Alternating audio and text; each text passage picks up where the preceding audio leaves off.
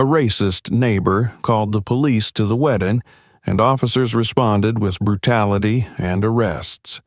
But when the bride and groom's identities are revealed, their actions have unexpected consequences. Will the newlyweds be able to get justice? Subscribe so you don't miss new stories, and write in the comments where you're watching this from. The sun was setting over the neatly trimmed hedges of the upscale neighborhood, casting a warm, golden light across the backyard of a large, elegant house.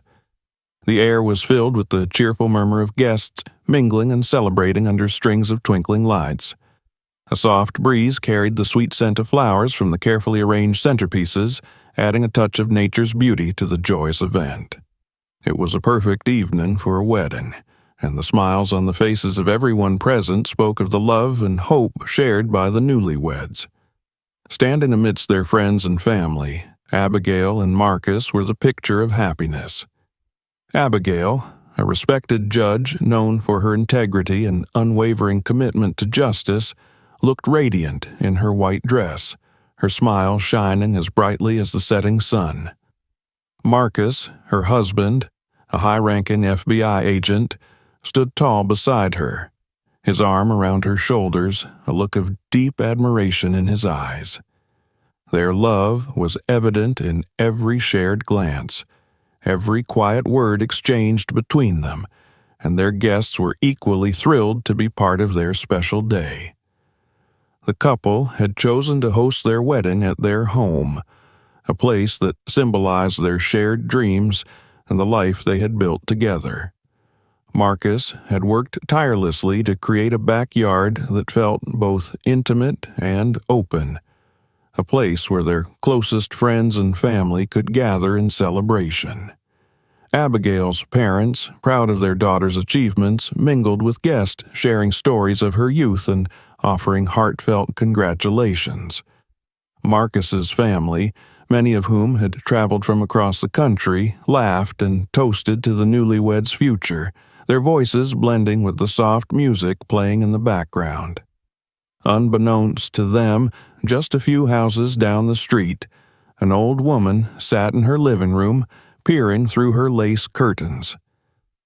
Mrs. Rose, a longtime resident of the neighborhood, had always been known for her sharp tongue and her tendency to meddle in the affairs of others. Today, her eyes narrowed as she watched the gathering in Marcus and Abigail's backyard, a deep frown etching lines across her face. She had seen many things in her years living here, but a celebration like this, filled with people she considered out of place, stirred a familiar anger within her. Mrs. Rose reached for her phone, her bony fingers gripping it tightly as she dialed a number she knew all too well. She called the police, her voice sharp and accusing as she spun a story of loud noise and suspicious activity coming from the house down the street. She hinted at potential criminal behavior, her words laced with thinly veiled prejudice. By the time she hung up, she had painted a picture that was far from the reality of the joyful gathering. At the precinct, the dispatcher took the call, and a few officers on duty exchanged glances.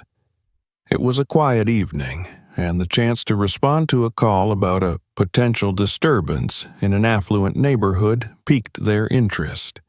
Without much hesitation, a team of officers was dispatched to investigate the scene, their expressions hardening with anticipation as they headed toward the address. Meanwhile, back at the house, the mood remained blissfully unaware of the approaching storm. Abigail was deep in conversation with her childhood friend, sharing stories and laughter, while Marcus spoke with his uncle about an upcoming family reunion. The children ran around the yard, their laughter blending with the clinking of glasses as toasts were made. The guests chatted, unaware of the tension building just outside the perimeter of their celebration. As the sky deepened into shades of pink and purple, Abigail and Marcus shared a dance, their movements graceful and full of joy. Friends and family gathered around, clapping along to the rhythm, their faces illuminated by the warm glow of the lights. It was a moment they would remember forever, a brief, perfect snapshot of love and unity, untouched by the world outside. But beyond the hedge that bordered their property, headlights pierced the dusk. The rumble of police cars rolling to a stop broke through the harmony of the evening, though no one in the yard noticed at first. The officers stepped out of their vehicles, adjusting their belts and exchanging brief words as they prepared to approach. Their eyes scanned the scene, but their expressions showed no sign of recognizing the happy occasion that was unfolding before them.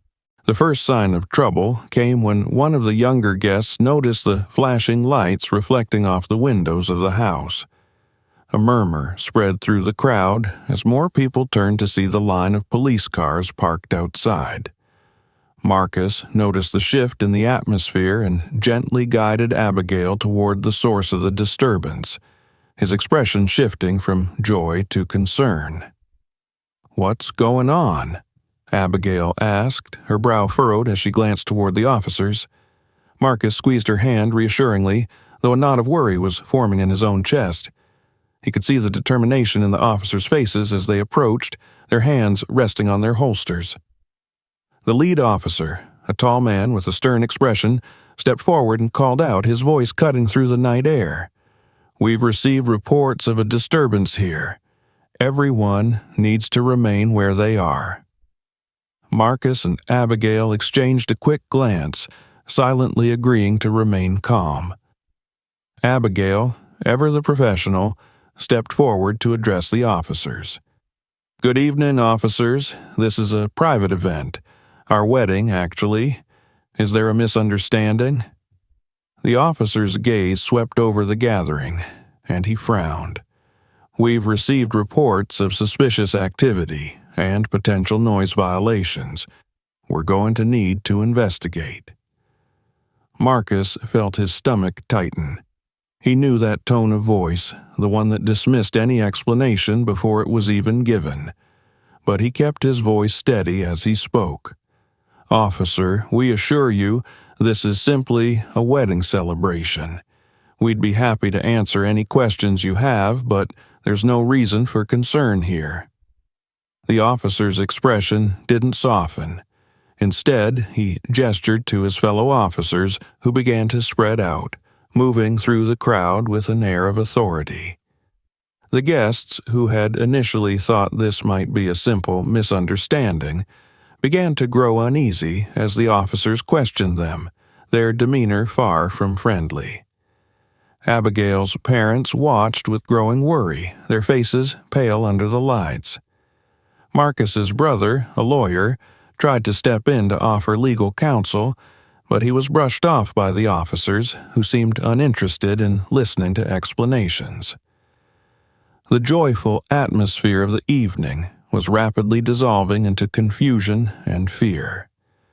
Abigail felt a knot of frustration growing in her chest, but she took a deep breath, reminding herself to remain calm. She knew that if they were going to de-escalate the situation, they needed to keep their heads cool. Marcus stood beside her, his hand still on her shoulder, providing a steady presence amidst the rising tension. Yet, despite their best efforts, they could feel the shift, the unspoken prejudice in the way the officers looked at them, the dismissive tone in their voices. As Abigail glanced at Marcus, she could see the same realization in his eyes. This wasn't going to be a simple conversation. It was the beginning of something much more troubling.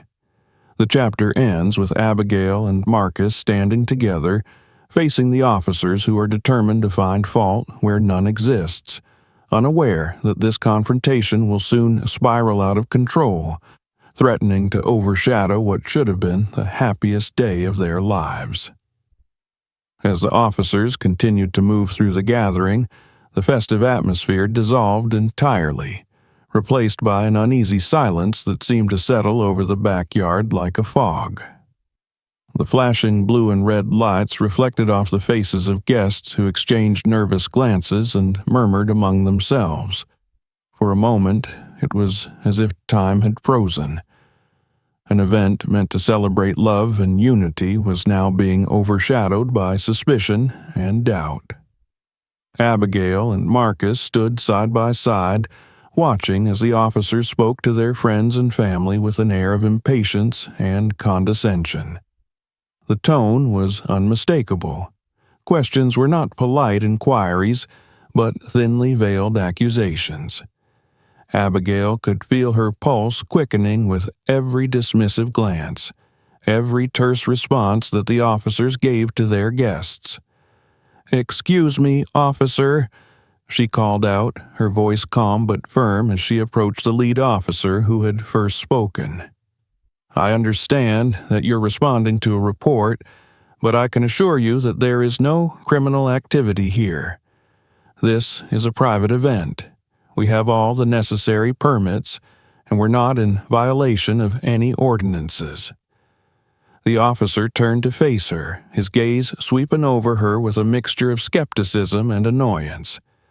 "We'll be the judge of that, ma'am," he said, his tone dismissive. He took a step closer, his hand resting on his belt as if to make a point. "We need to conduct our investigation, so I suggest you cooperate." Marcus stepped forward, his expression controlled but firm. "Officer, my wife is a judge," he stated, his voice even but unmistakably serious. "We're more than familiar with the law, and we know our rights. There's no need for this level of scrutiny." The officer's eyes flicked toward Marcus, and a faint, disdainful smile touched his lips. "A judge, huh?"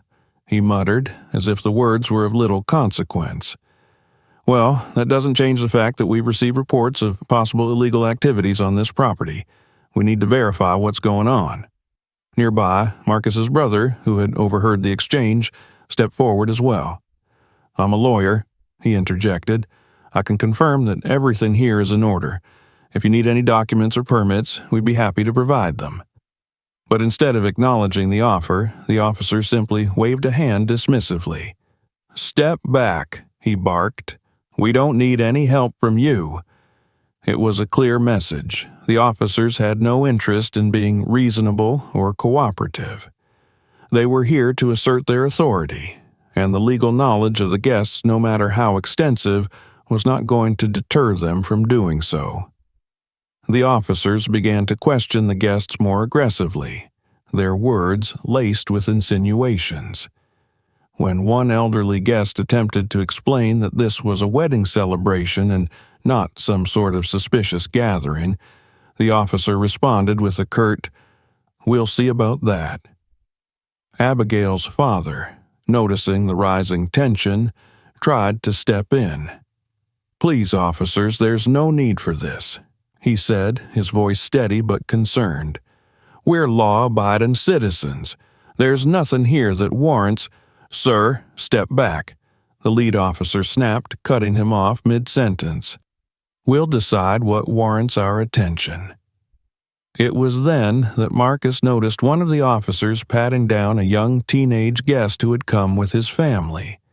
The boy, clearly frightened, kept his hands raised as the officer searched him. "Is this really necessary?"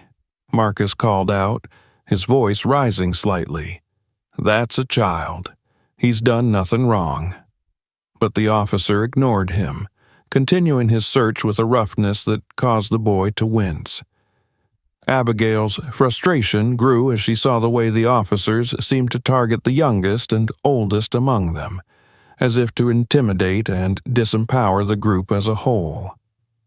"Officer," she said, her tone now sharper as she approached the lead officer again, "you're overstepping your bounds.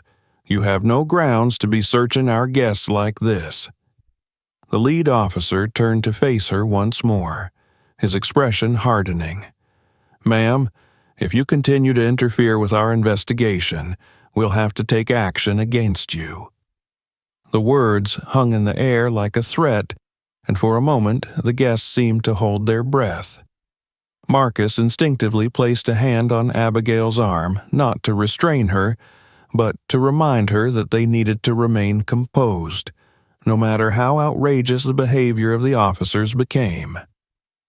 Abigail took a step back, her jaw set in a determined line. "I'm not interfering," she said, her voice steady. "I'm exercising my rights, and the rights of everyone here, to be treated with respect and fairness." The lead officer's gaze darkened. "I suggest you start cooperating, ma'am," he said, "or you'll find yourself in the back of a squad car." The aggressive tone did not go unnoticed by the guests, some of whom began to speak up in defense of Abigail and Marcus. "You can't do this," one man said, his voice raised in protest. "They haven't done anything wrong." Another woman added, "This is harassment. There's no reason for any of this." But the more the guests protested, the more the officers seemed to dig in their heels, their actions becoming increasingly hostile. Two officers began to separate the guests into smaller groups, while others started to ask for identification, as if the backyard of a wedding had suddenly turned into a crime scene. As Marcus watched the scene unfold, a sinking feeling grew in the pit of his stomach. He had faced many difficult situations in his career, but never had he felt so helpless in the face of such blatant disregard for the law. It wasn't just a matter of authority being misused. It was the fact that the officers' actions were fueled by an unspoken prejudice, one that saw the color of their skin as a justification for suspicion. Abigail's mother, visibly shaken, reached out to her daughter. "Abigail, what are we going to do?" she asked, her voice trembling. Abigail squeezed her mother's hand reassuringly, though her own heart was pounding with a mix of anger and fear. "We're not going to let them intimidate us," she replied, her voice calm despite the turmoil inside. "We have the law on our side." Yet, even as she spoke, she could see the smirks on some of the officers' faces, as if they were enjoying the display of power. One officer began to walk toward the house, as if intending to search the premises without any consent. Abigail moved to intercept him. "You need a warrant to enter the house," she said sharply. "You don't have one, so stay where you are." The officer glanced back at her with a look of contempt. "Lady, don't tell me how to do my job." As he continued toward the house, Marcus stepped in front of him, blocking his path. "You heard my wife," he said, his voice steady but firm. "You don't have the authority to enter our home." The officer's hand twitched toward his holster, a subtle but unmistakable threat. "Step aside," he ordered. Marcus did not move. He stood his ground, meeting the officer's gaze without flinching. "Not until you respect our rights," he said.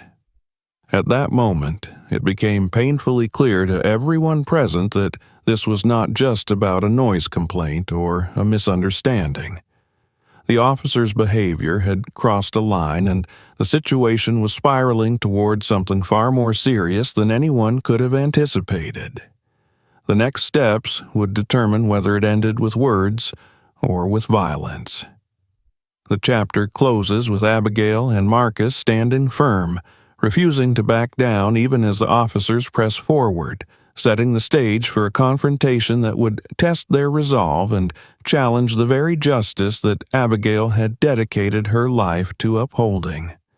The evening sky, once painted in vibrant hues of twilight, had now settled into a deep and unsettling darkness, illuminated only by the flashing red and blue lights of the police vehicles parked in front of the house.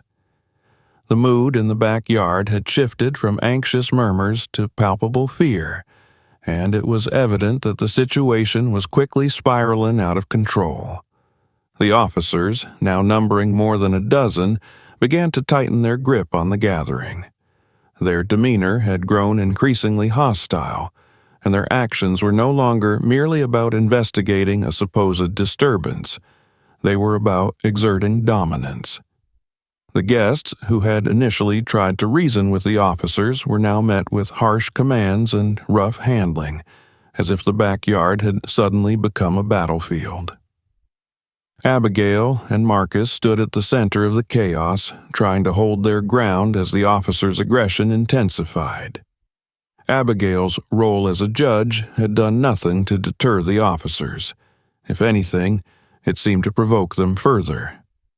When she reminded them of her position and the legal limitations on their actions, she was met with scornful glares and mocking laughter. "Judge or not, you're in no position to give orders," one officer sneered as he pushed past her. The dismissiveness in his voice cut like a knife, but Abigail refused to be silenced. She wasn't going to allow the situation to devolve without a fight.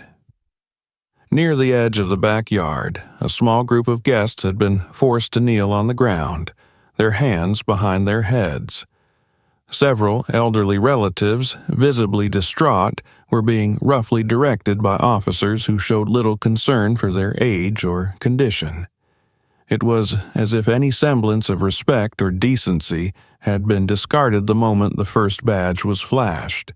Marcus, watching as his relatives were treated like criminals, felt his blood boil. His training as a high-ranking FBI agent had taught him how to remain calm in tense situations, but this was different. This wasn't an operation against dangerous suspects. This was an attack on his family, and it was being carried out under the guise of law enforcement. He clenched his fist, fighting the urge to intervene physically, knowing that any sudden movement could escalate the violence. Abigail's voice rang out across the backyard as she continued to challenge the officers' actions.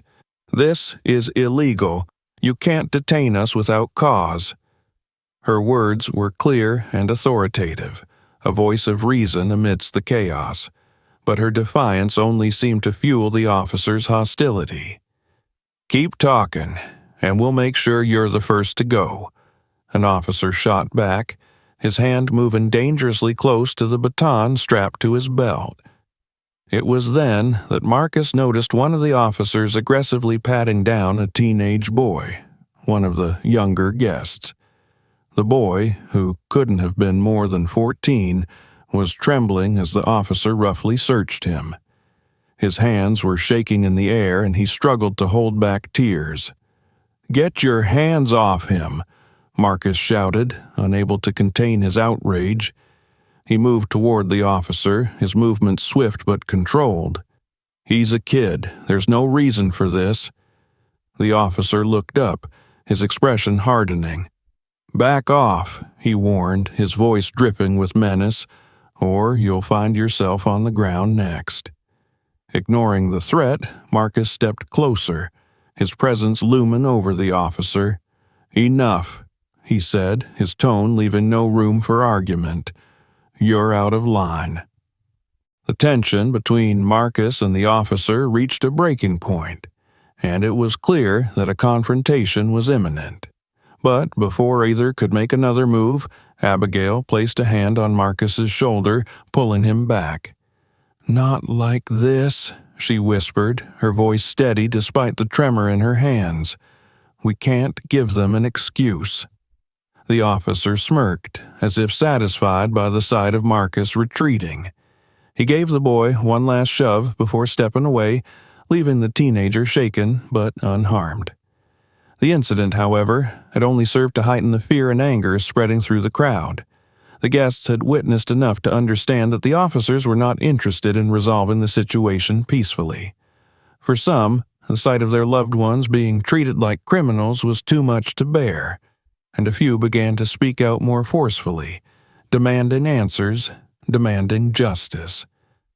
The officers, reacting to the growing resistance, began to move in with increased aggression. One officer drew his baton and approached an elderly woman who had been pleading for the release of her grandson. "Ma'am, step back," he barked, his tone devoid of empathy. When she hesitated, her frail hands reaching toward her grandson, the officer raised the baton threateningly. Marcus saw the motion and surged forward, catching the officer's wrist just before he could strike.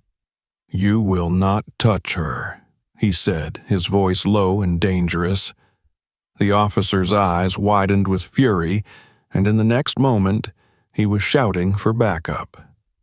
"He assaulted me," the officer yelled, his voice carrying through the yard. "Get him down." Several officers rushed in, shoving Marcus back. The scene exploded into chaos as the guests tried to intervene, some shouting at the officers to stop, while others struggled to protect their loved ones. The police response was swift and brutal. They grabbed Marcus, forcing him to the ground as Abigail cried out in horror. Her husband, a man who had dedicated his life to protecting others, was being treated as though he were a violent criminal. Abigail tried to push her way through to Marcus, but she was intercepted by two officers who blocked her path, their faces cold and unyielding.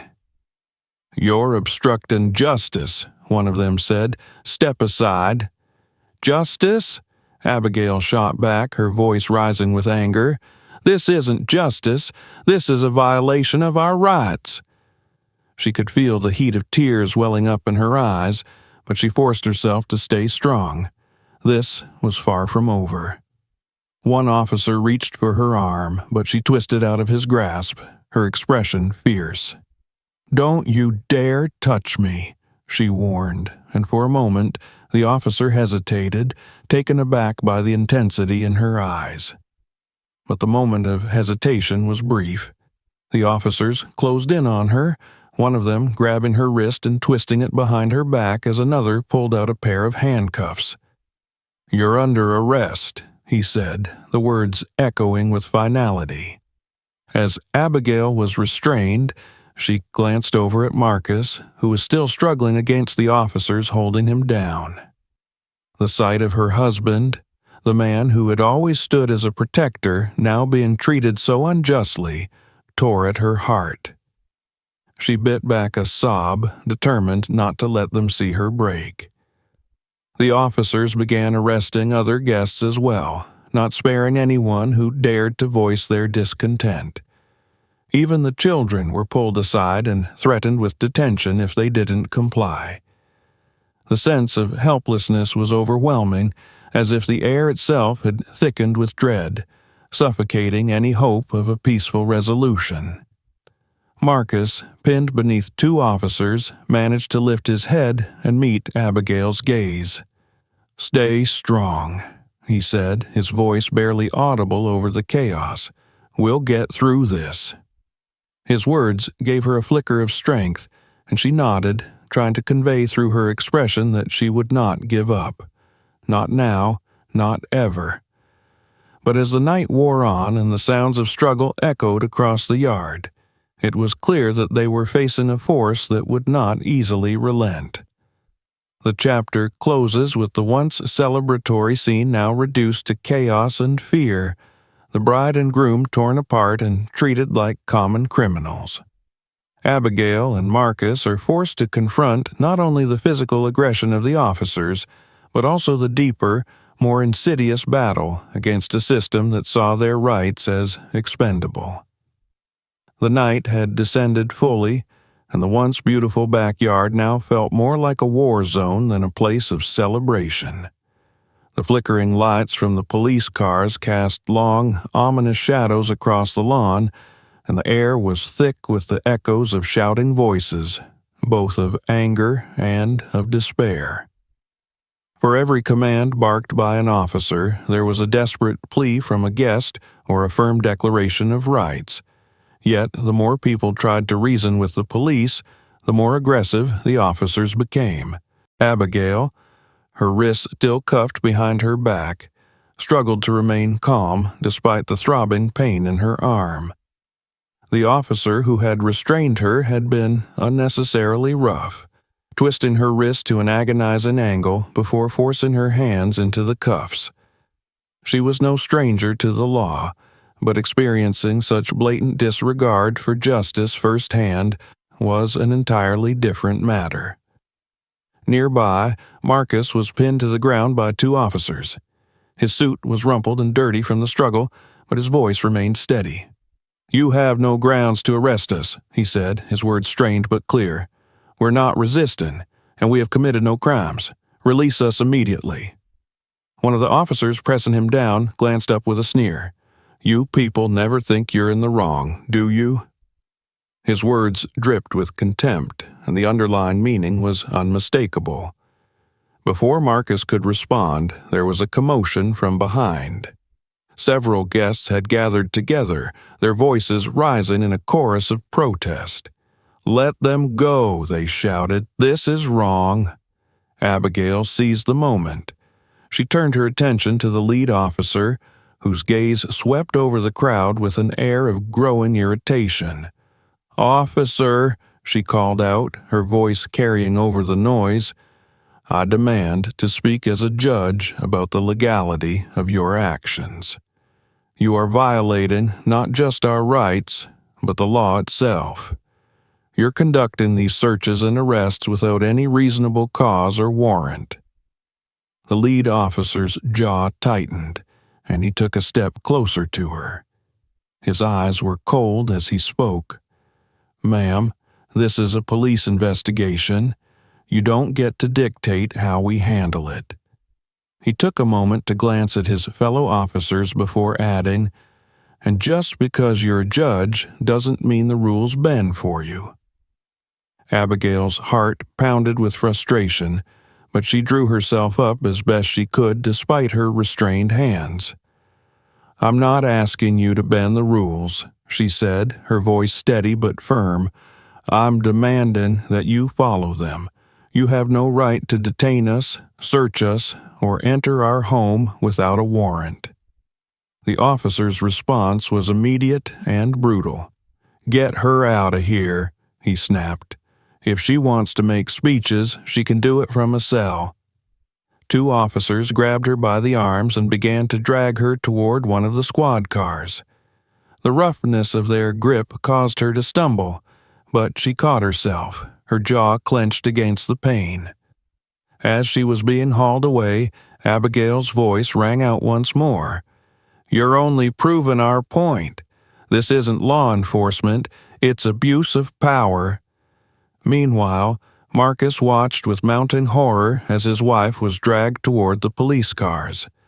He struggled against the officers, pinning him down, his anger giving him a surge of strength. "Get your hands off her!" he shouted, his voice breaking with desperation. The officers responded by pressing him even harder against the ground. "You're not in control here," one of them hissed, tightening his grip. "So, stay down." Seeing his wife being treated so violently pushed Marcus to the edge. He could no longer keep his composure as an agent who had sworn to uphold the law. Now, he was simply a man fighting to protect his wife. With a burst of effort, he pushed himself up from the ground just enough to shake off one of the officer's grips. The movement was enough to allow him to scramble to his knees. The officer who had been holding him down stumbled back and quickly recovered, drawing his baton and raising it menacingly. "I said, stay down," he barked, advancing toward Marcus. It was in that moment, as the officer's baton swung downward, that Marcus reached up and blocked the strike with his forearm. The impact sent a jolt of pain through his arm, but he held his ground. "Enough of this," he said, his voice low and filled with controlled fury. "We have the right to defend ourselves." Other officers, seeing Marcus rise, began to converge on him, their faces twisted in determination to subdue him once more. Abigail, witnessing this from the edge of the yard, felt a surge of anger and fear that overpowered her pain. She couldn't stand by and watch Marcus be hurt. She refused to be helpless in this fight. Drawing on every ounce of her training and resolve, Abigail shouted over the chaos, "Stop this now! You're violating the civil rights of everyone here! This will not go unanswered!" Her declaration seemed to cut through the din of the night, causing a momentary hesitation in the officers. For an instant, there was silence, as if the weight of her words had momentarily stunned everyone. But then, just as quickly, the lead officer regained his composure and barked orders to his men. "Take them all in," he shouted. "Charge them with obstruction and whatever else we can find. If they want to fight, we'll give them a reason to remember tonight." The words were a call to arms for the officers, who redoubled their efforts. Several more guests were seized, their cries of protest drowned out by the officers' commands.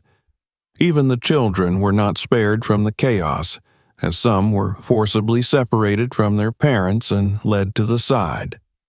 Marcus and Abigail were both overwhelmed and pinned down once more. Their attempts to defend themselves met with increasing force. In the struggle, Abigail caught a glimpse of one of her elderly relatives being shoved roughly toward a squad car and another child being pulled away from his mother, tears streaming down his face. The sight ignited a deep-seated rage within her. "You think you can treat us like this without consequences?" she spat, her voice carrying a mixture of pain and fury. "We will not be silenced. We will not be intimidated." Her defiance only seemed to provoke the officers further, and one of them, in an attempt to silence her, roughly pushed her to the ground. The impact sent a sharp jolt of pain through her shoulder, but she refused to let them see her weakened. She struggled to her feet again, using every ounce of strength to rise. The situation had deteriorated to a level beyond anyone's control. What had started as a joyous celebration had turned into a harrowing ordeal marked by brutality and injustice. Abigail and Marcus, once hopeful and joyous, now found themselves standing against a system determined to break them. The fight was no longer just about their own freedom. It was about exposing the abuse of power and standing up for everyone who had been wronged that night. The chapter closes with Abigail and Marcus standing amidst the chaos, bloodied but unbowed, their eyes filled with a defiance that refused to be extinguished. The battle was far from over, but as they faced the cold stares of the officers, they knew one thing for certain: they would not give up, no matter the cost. The air crackled with tension as Abigail and Marcus stood defiantly amidst the chaos. They were bruised and restrained, but their spirits remained unbroken. The flashing lights from the squad cars illuminated their determined expressions, and the night echoed with cries of outrage and despair from the guests who were witnessing a celebration transform into a nightmare. The officers had seized control of the scene, or so it seemed, but what they did not realize was that the tide was about to turn. As Marcus struggled to regain his breath from the rough handling, he met Abigail's gaze. In that moment, a silent understanding passed between them. They had been pushed to their limits, and now it was time to reveal who they truly were, not just as victims of this abuse of power, but as individuals who wielded significant authority in their own right. It was time to confront the officers with a reality they could not ignore. Abigail, her voice ragged from shouting, straightened herself as best she could despite the pain. "You think you can do this without consequences?" she called out, her words piercing through the commotion. "You have no idea who you're dealing with." The lead officer, who had ordered the aggressive actions, stepped forward, his expression a mixture of irritation and smugness. "Lady, I don't care who you think you are," he sneered. "You're under arrest just like the rest of them." Abigail's eyes flashed with a fierce resolve. "I'm Judge Abigail Turner," she declared, her voice cutting through the air with unmistakable authority. "I have served on the bench for over 10 years, and I know the law better than anyone here. What you're doing is not only illegal, it's a gross violation of our civil rights." The revelation seemed to hit the lead officer like a punch to the gut. For a brief moment, his smug expression faltered, replaced by a flicker of uncertainty. He glanced at the other officers, some of whom exchanged nervous glances, as if beginning to realize the gravity of the situation. But Abigail was not finished. She turned to Marcus, who had managed to stand upright despite the officers still surrounding him. "And this is my husband, Marcus Turner," she continued, her voice growing stronger with every word. "He's not just an ordinary citizen, he's a high-ranking agent with the FBI." The weight of her words seemed to drop like a stone, creating a ripple of shock that passed through the crowd. Even the guests who had known the couple for years had not anticipated the impact that this revelation would have. The officers, however, were visibly rattled. They exchanged looks of disbelief and discomfort, clearly struggling to process what they had just learned. The lead officer's face darkened with anger. "You think your titles make you untouchable?" he snapped, trying to regain control of the situation. "It doesn't change anything. You're still interfering with an investigation." "Interfering?" Marcus's voice was calm, but it carried a dangerous edge. "You call this an investigation? You arrived here without a warrant, harassed our guests, and used excessive force against unarmed civilians, including children and the elderly. Do you really think that won't come back to haunt you?" His words were like a cold wind cutting through the heat of the confrontation. The other officers shifted uncomfortably, some of them casting glances toward the squad cars where several guests were still being detained. It was clear that their confidence had begun to waver. Abigail seized the moment to press further. "Everything you've done here has been recorded," she said, gesturing toward the crowd where several guests had captured the entire incident on their phones. "And those recordings are already being sent to the media and our legal team. This situation is no longer in your control."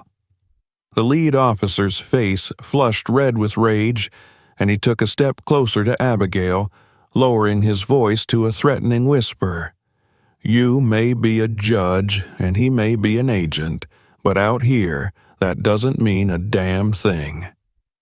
Abigail held his gaze without flinching. "We'll see about that," she replied coolly. "Your actions tonight will be reviewed by more than just this department. There will be an investigation, and I guarantee you heads will roll."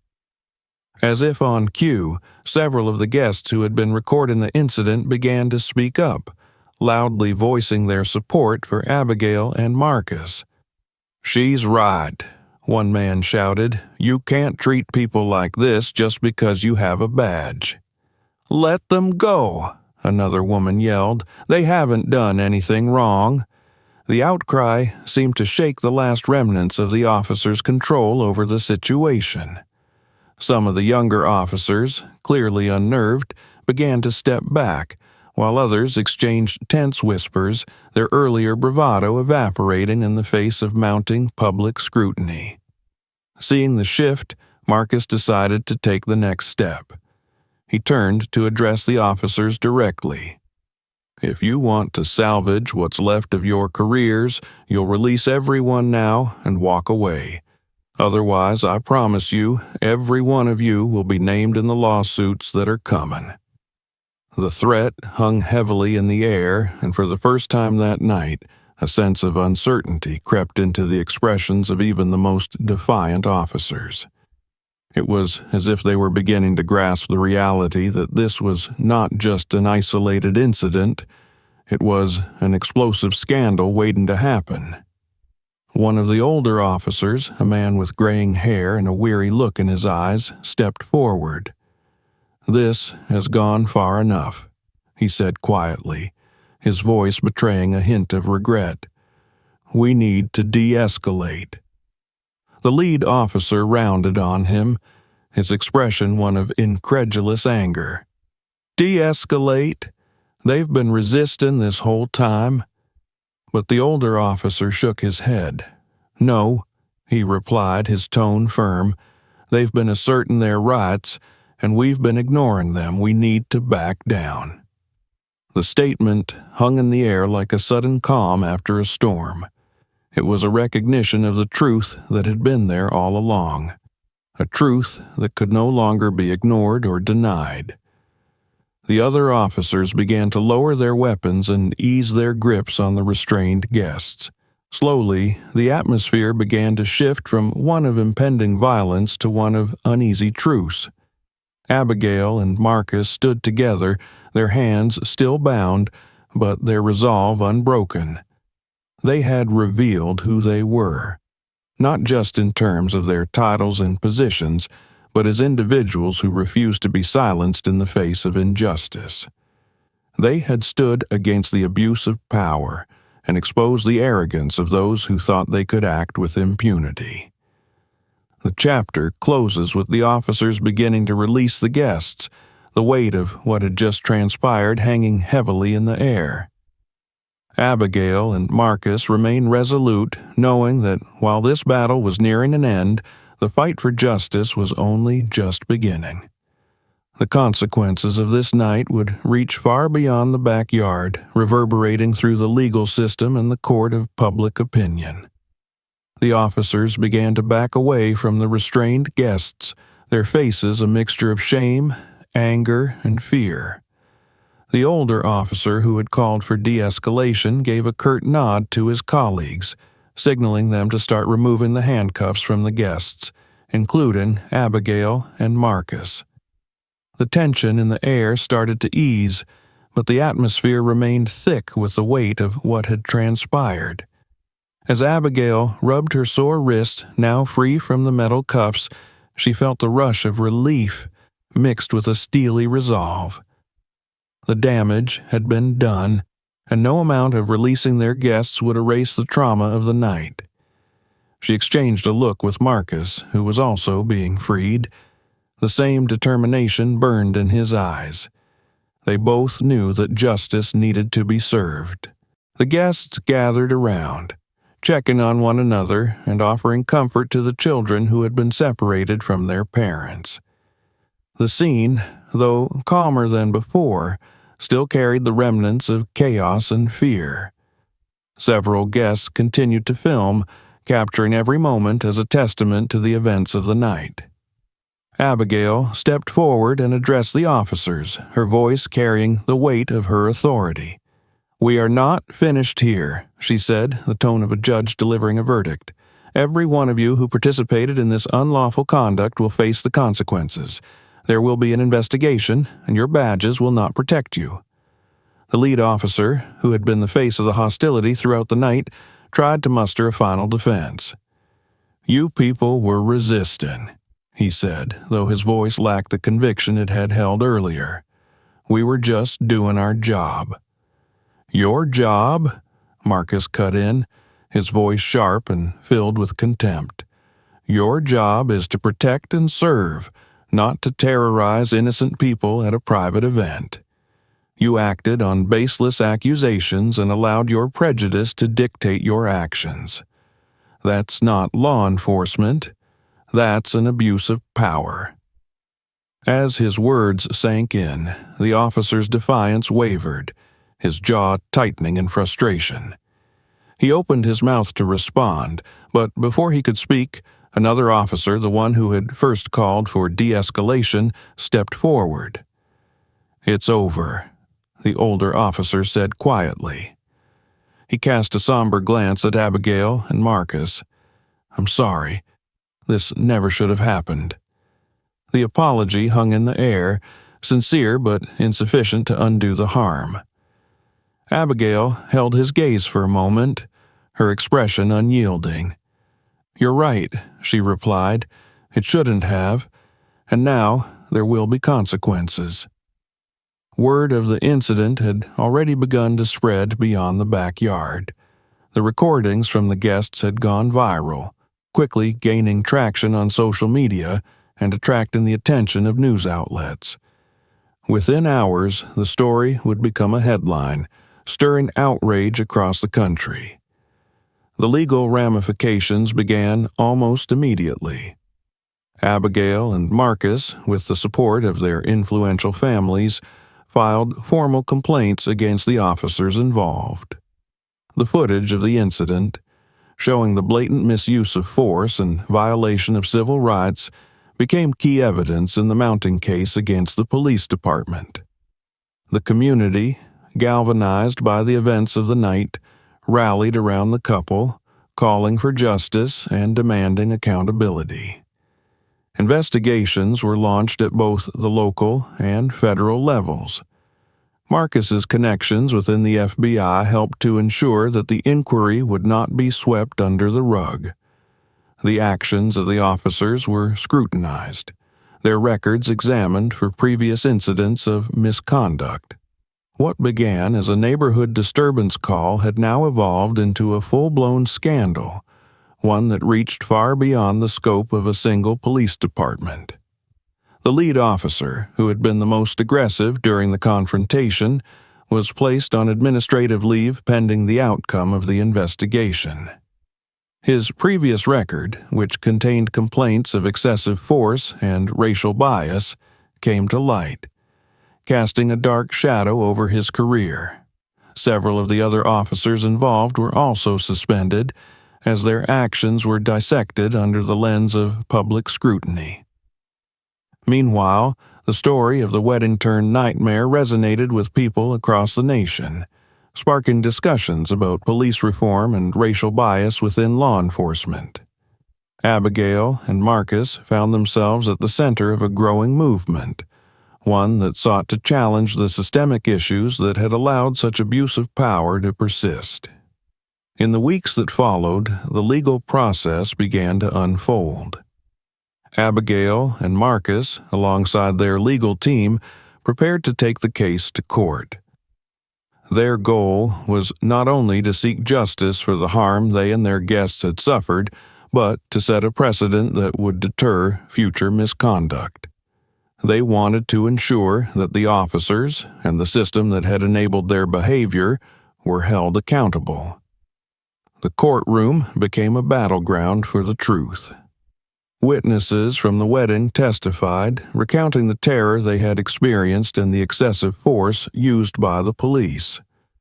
The recordings from the night were played in court, showing the indiscriminate aggression toward unarmed civilians, including children and elderly individuals. The footage left little room for the defense to argue that the officers' actions had been justified. Abigail took the stand, not just as a victim, but as a legal expert. She spoke with the authority of her profession, detailing the numerous legal violations committed that night and the lasting impact it had on everyone present. Her testimony was powerful. A judge who had experienced the abuse of power firsthand, now using her voice to condemn it. Marcus, too, testified, drawing on his background as an FBI agent. He described the proper protocols that should have been followed and how the officers' actions had deviated from those standards in every possible way. His words carried the weight of someone who had dedicated his life to law enforcement and knew what it meant to uphold the law with integrity. The case garnered widespread attention, with civil rights organizations and community leaders showing their support for Abigail and Marcus. The trial became a symbol of the fight against systemic injustice, drawing people together in the call for meaningful reform. Ultimately, the jury found in favor of Abigail and Marcus. The court ruled that the officers had violated the couple's civil rights and had acted with excessive force and racial bias. The police department was ordered to pay significant damages, and several officers faced disciplinary actions, including termination and potential criminal charges. The lead officer, in particular, was charged with misconduct, marking the end of his law enforcement career. With the verdict delivered, Abigail and Marcus stood outside the courthouse, surrounded by supporters and media. The journey to this moment had been grueling, but they had emerged victorious, not just for themselves, but for everyone who had ever been unjustly targeted. They knew that the fight for justice was far from over, but this victory was a significant step in the right direction. Abigail addressed the crowd, her voice steady and resolute. "Tonight, we proved that no one is above the law, not even those who are sworn to enforce it. We will continue to fight for justice, not just for ourselves, but for every person who has been silenced, mistreated, or ignored. This is only the beginning." Marcus stood beside her, his arm around her shoulders as they faced the cameras and the crowd. The ordeal had tested their strength, but it had also solidified their commitment to each other and to the cause they now championed. As they walked away from the courthouse, hand in hand, they knew that they had made a difference, that their story had become a beacon of hope in the ongoing struggle for equality and justice. The chapter concludes with a sense of triumph and a renewed determination to challenge the injustices that persist. The fight had not been easy, but it had been necessary, and as Abigail and Marcus moved forward, they carried with them the knowledge that their courage had helped to bring about real change. Thank you for watching. If you enjoyed this story and want to know more, be sure to subscribe to the channel so you don't miss new videos. Give us a like and share your thoughts in the comments. We value your opinion. Also, don't forget to check out the other videos on our channel. See you in the next stories.